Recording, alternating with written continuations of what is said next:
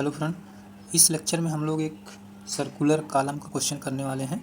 बहुत ही अच्छा क्वेश्चन है और आसानी से 10 नंबर मिलने वाले हैं यहाँ पे। ठीक है, तो सर्कुलर क्वेश्चन देखो, क्वेश्चन क्या है अपने पास। ARCC circular column of effective length 2.40 metre, carrying axial load 900 kilo newton, design with M20 and FE 415 steel का यूज करके आपको डिज़ाइन करना है। तो सबसे पहले हमें वही करना है कि क्या क्या दिया है। तो गिवन डाटा क्या क्या गिवन है आपको।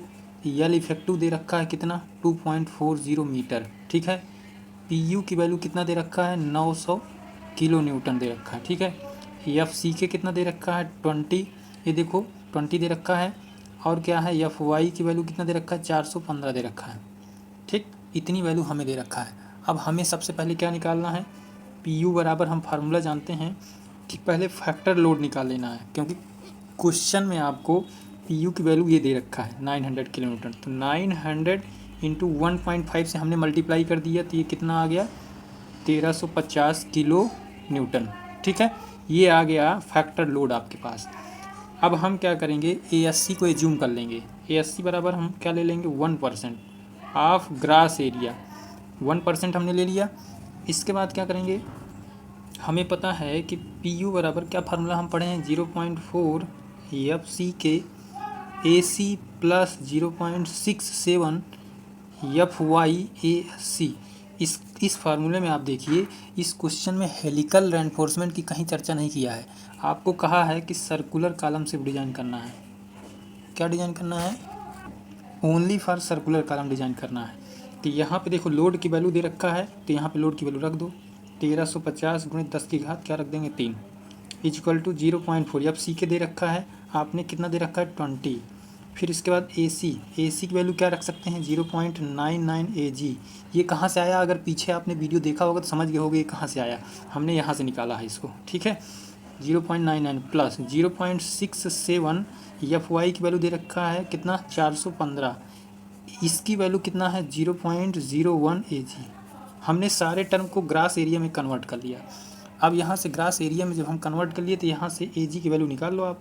तो AG बराबर कितना हो जाएगा, 1261.6233 mm²।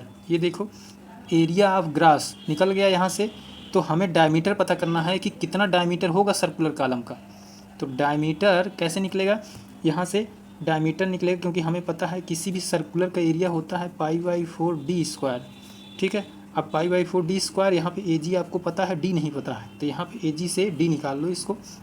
तो यहाँ से D इक्वल टू हो जाएगा 400 mm। ये 400 एग्जैक्ट नहीं आया, मैंने 390 आया है, तो मैंने 400 ले लिया अप्रॉक्सीमेट। ठीक है, तो हम कैलकुलेशन आसान के लिए थोड़ा सा क्या कर लेते हैं, थोड़ा सा बढ़ा लेते हैं वैल्यू को। ठीक है, तो यहाँ पे AG को यहाँ पे रख दो और D निकाल लो आसानी से। ठीक, तो D निकल गया, यानी कि आपने जो सर्कुलर कॉलम आपको डिज़ाइन करना था वो पता चल गया कि कितना रखोगे, उसकी साइज़ कितना रखोगे।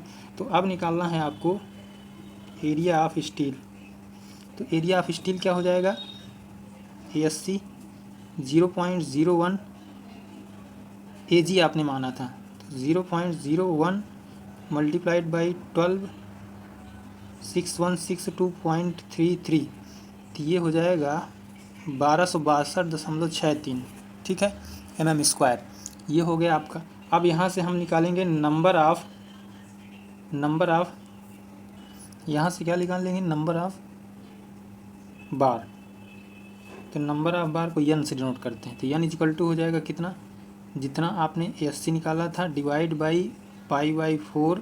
हम मान लेते हैं कि हम 16 mm की छड़ का प्रयोग कर रहे हैं क्वेश्चन में। ठीक है, तो यहाँ से ASC देखो ये निकला आपके पास, इसकी वैल्यू को रख दो यहाँ से। तो एग्जैक्ट आ रहा है 6.28, हम ले लेंगे कितना, 7। अब 7 नंबर ऑफ 7 छड़ है ये, ना कि 7 mm का डाया है। तो 7 छड़ ले सकते हैं। क्यों ले सकते हैं, क्योंकि हमारे पास सर्कुलर कॉलम है, तो सर्कुलर कॉलम में 7 छड़ हम प्रोवाइड कर सकते हैं। ठीक है, इतनी बात समझ में आ गई। अब हम लेते हैं लेटरल टाई। अब लेटरल टाई कैसे निकालते हैं, आपको पता है 5/4, यानी कि 16 mm की छड़ का प्रयोग की होती है, आ जाएगा 4। पहली कंडीशन हो गई, दूसरी कंडीशन हो गई 6 mm।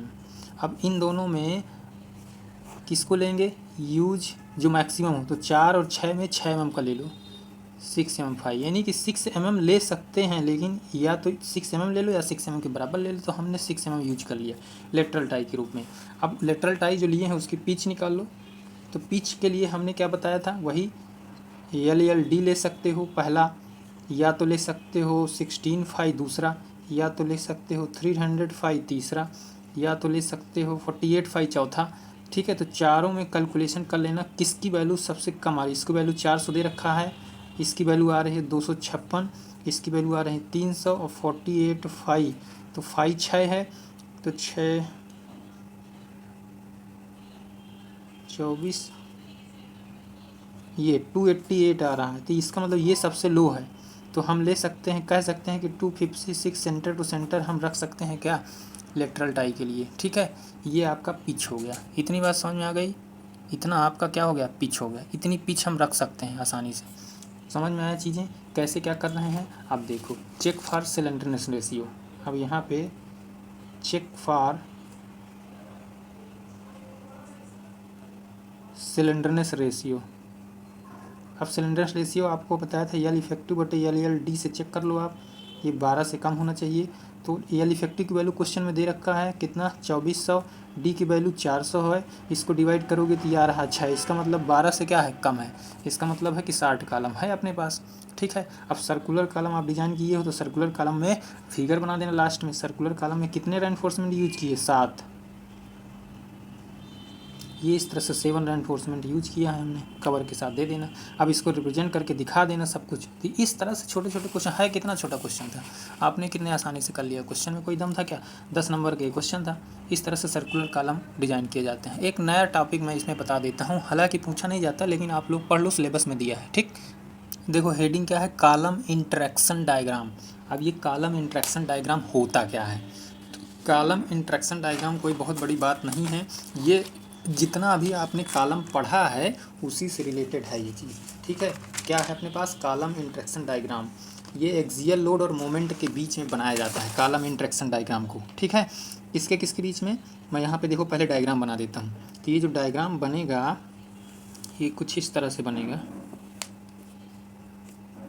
ये x, ये y,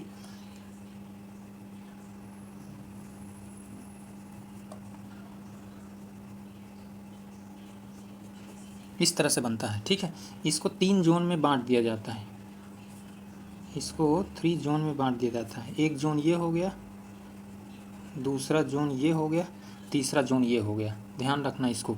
इस x एक्सेस को बोला जाता है बेंडिंग मोमेंट, यानी कि ये बनता है mu/F के BD² के फैक्टर से ये x एक्सेस निकलता है, और ये y एक्सेस है ये निकलता है load factor FCK into cross section of column, इससे निकलता है ये y एक्सेस। यानी कि लोड और बेंडिंग के बीच में जो ग्राफ रिप्रेजेंटेशन है यही क्या है, कॉलम इंटरेक्शन डायग्राम है। ठीक, इस वाले पॉइंट को ध्यान से समझ लेना। इस सारे रीजन को क्या बोला जाता है, ये जो रीजन है इस वाले रीजन को बोला जाता है टेंशन कंट्रोल रीजन।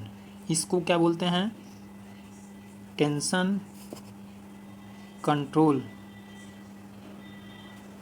रीजन। हमने 3 रीजन में इसको डिवाइड किया। तो पहला रीजन है टेंशन कंट्रोल रीजन। ठीक है, दूसरा रीजन है अपने पास यहाँ से यहाँ तक बोला जाता है इसको compression control region. Compression control region, control region बोला जाता है, कंप्रेशन कंट्रोल रीजन बोला जाता है। ठीक है, किसको, इसके और इसके बीच में। फिर इसके बाद थर्ड वाले को क्या बोला जाता है, मिनिमम इसेंट्रिसिटी रीजन। इस थर्ड वाले रीजन को बोला जाता है मिनिमम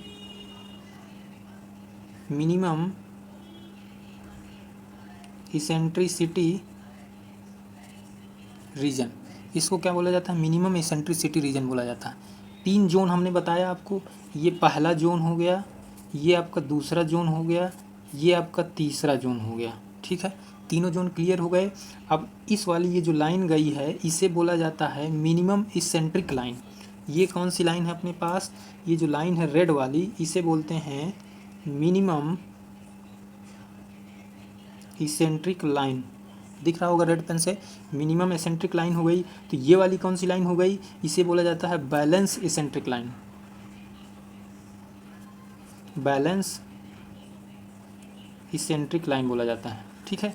ये हमारी हो गई बैलेंस इसेंट्रिक लाइन। अब हमारा मतलब क्या है इसका पढ़ने का? हमारा मतलब ये है कि किसी भी कॉलम में, एक बात बताओ, जैसे कोई एक ये कॉलम है, ठीक, कॉलम में ये है अपने पास क्या, एक्सियल लोड, यहाँ पे आपने पी लगाया, तो क्या एग्जैक्ट पी यहीं पे लगा देते हो क्या? कुछ थोड़ा बहुत मिनिमम एसेंट्रिसिटी लेके चलते हो ना, कि अगर इस रेंज में लगाएंगे तो प्योर एक्सियल कहलाएगा। इसीलिए यहाँ पे देखो, ये प्योर एक्सियल का केस है, यहाँ पे हाईएस्ट पॉइंट पे ये हमारे पास प्योर एक्सियल है। तो प्योर एक्सियल में अगर यहाँ तक आपका लोड डिस्टर्ब भी हो जाए, थोड़ा सा बेंडिंग आ जाए, यानी कि थोड़ा सा ये पॉइंट क्या है, यहाँ से यहाँ तक थोड़ा सा बेंडिंग वाला है, तो यह इस रीजन को बोला जाता है मिनिमम एसेंट्रिसिटी रीजन, मतलब ये प्योर एक्सियल ही है अभी, ठीक है। और दूसरी बात, जब यहाँ से आप यहाँ पहुँच जाओगे तो इसका मतलब है कंप्रेशन कंट्रोल में है। यहाँ पे इसमें कॉलम में कंप्रेशन तो कंट्रोल में है ही, लेकिन कंप्रेशन के साथ साथ बेंडिंग भी जनरेट हो गया है। अब वो बेंडिंग कंट्रोल में है, लेकिन इस रीजन में आओगे तो ये रीजन क्या कहलाता है कि इसमें कंप्रेशन के साथ साथ टेंशन भी आ गया है। कंप्रेशन के साथ साथ क्या आ गया, टेंशन भी आ गया। तो यहाँ पर रीजन वाइज चीज़ें पढ़ते हैं। पहला रीजन हमने बताया आपको कि minimum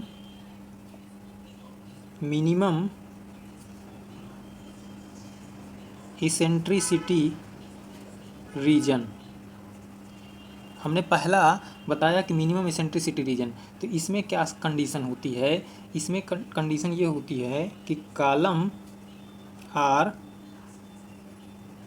designed in pure axial, यानी कि हम मान के तो चलते हैं कि हम कॉलम कैसा डिजाइन कर रहे हैं, प्योर एक्सियल डिजाइन कर रहे हैं, ठीक है। फिर दूसरा, in this reason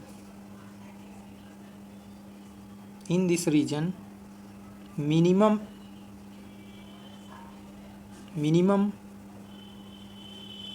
moment carrying capacity, यानी कि हमने क्या लिखा, minimum moment carrying capacity, moment की वैल्यू बहुत बहुत कम है, ना के बराबर है, वही चीज़ हमने लिखा। पहला पॉइंट ये लिखा, दूसरा पॉइंट ये लिखा, कौन से रीजन में, पहले वाले रीजन की बात कर रहा हूँ। तीसरा पॉइंट ये है अपने पास कि यल naught divide by 500 plus D by 30 अथवा 20 mm। ये आपने पढ़ा है ना कि minimum eccentricity which is max, यानी कि जो भी मैक्सिमम वैल्यू होगी इन दोनों में, तो ये भी कंडीशन है किसकी, ये कंडीशन इसी की है, पहले वाले रीजन की ही है। और क्या कंडीशन हमने पढ़ा था, चौथा पॉइंट में लिखे दे रहा हूँ, हमने ये पढ़ा था कि इसमें जो स्ट्रेन आएगा, strain in this reason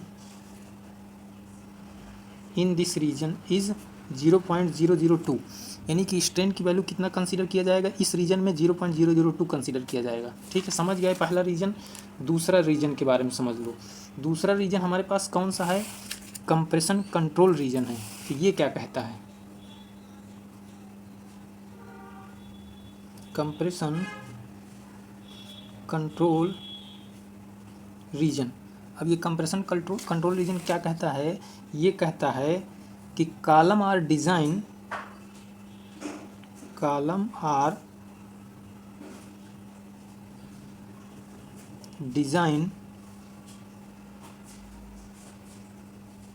axial load and bending both.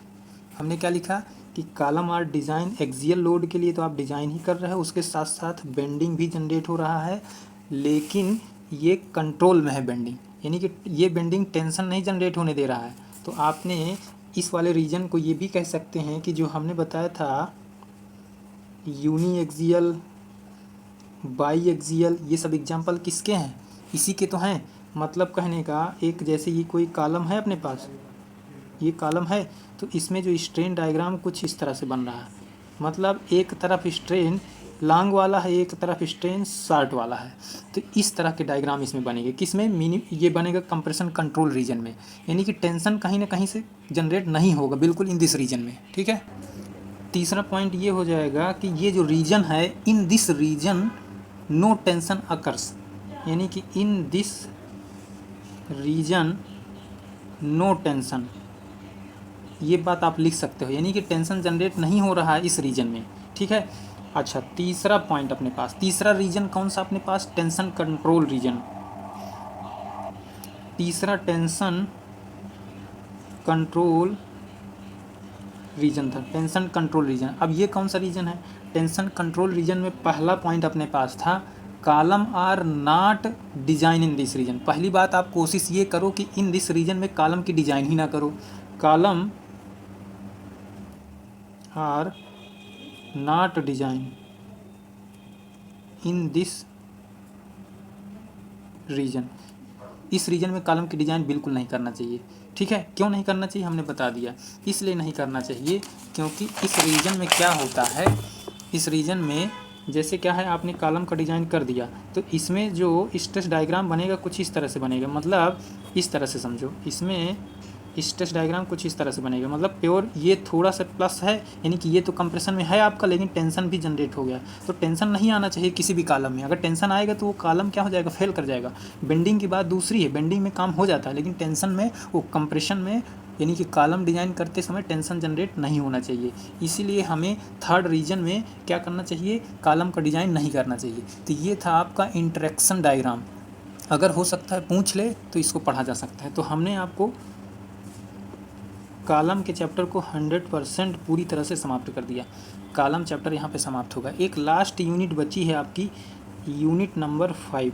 ठीक है, यूनिट नंबर 5 में से 10 मार्क्स का एक क्वेश्चन आता है, वो भी अब मैं यहाँ पे बता देता हूँ आपको यूनिट वाइज कौन कौन सी यूनिट से कितना पढ़ना है। Unit first very very important, यहाँ से क्वेश्चन आपको 40 से 50 मार्क्स देखने को मिलेगा। यहाँ से 40 से 50 मार्क्स देखने को मिलेगा। यूनिट नंबर 2 से आपको केवल 10 मार्क्स का ही देखने को मिल सकता है, वो भी ज़रूरी नहीं है, ये कट भी सकता है। यूनिट नंबर 3 से आपको 25 मार्क्स देखने को 100% मिलेगा। ठीक है, यूनिट नंबर 4 से इसी तरह आपको 25 मार्क्स के लगभग आपको देखने को मिलेगा, 25 या 20 मार्क्स का देखने को मिलेगा ही मिलेगा।